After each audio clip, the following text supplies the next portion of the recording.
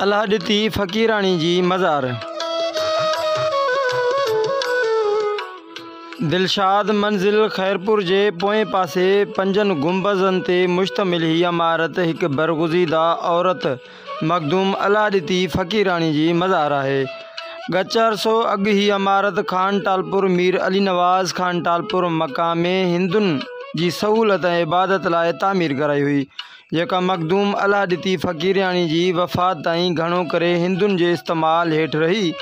माई अलाहदती फ़क़ीराणी जी वफ़ात खां पोइ संदसि मढ़ खे हिन इमारत जे अंगण में दफ़न कयो वियो ऐं हिन इमारत खे ख़ान टालपुर मीर अली नवाज़ ख़ान टालपुर जे हुकुम ते अलाहदती फ़क़ीराणी जे मक़बरे जो दर्जो ॾिनो वियो।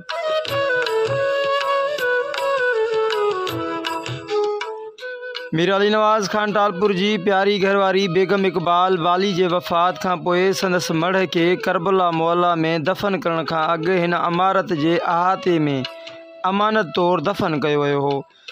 हिन मज़ार खे अलाहदती फ़क़ीराणी जो आस्थान पिणु चयो वेंदो आहे। माई अलाहदती फ़क़ीराणी जो ताल्लुक़ कश्मीर सां हो।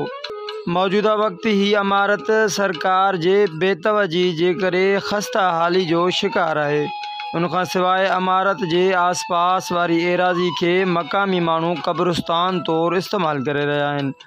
माई अलाहदती फ़क़ीराणी जी मज़ार पकियुनि सिरनि सां गुंबज़नि वारी इमारत आहे, जंहिं ते वणंदड़ ज़ेबाइश जो कमु थियलु आहे।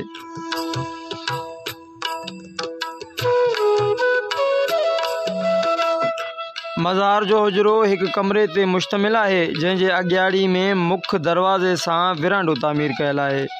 मोहाड़ी में ज़ेबाइश कमु थियलु आहे, जेको ॿिन्ही पासनि खां नज़र ईंदो आहे। मुख्य लंघ वारे विरांडे जी छत में नंढड़ा गुंबज़ आहिनि, जन ते नीलूं नसब थियल आहिनि। विरांडे खे बाक़ी ॿिन्ही पासनि खां हिकु जेतिरा लंघ आहिनि। मज़ार जे पासनि खां हवा जे लंघ लाइ टे खुलियल दरियूं आहिनि, जन मां हिक खे सिरूं ॾेई बंदि कयो वियो आहे। सॼी इमारत जे छित जी ॿीड़ बने हेठां वधवाड़ो निकितल आहे, जंहिंखे ज़ेबाइश ख़ातिर हेठें पासे खां थंभड़ियूं आहिनि। इमारत जी छित ते 5 गुंबज़ आहिनि, जन मां मुख्य लंघ जे विरांडे वारी छित ते बि गुंबज़ आहे।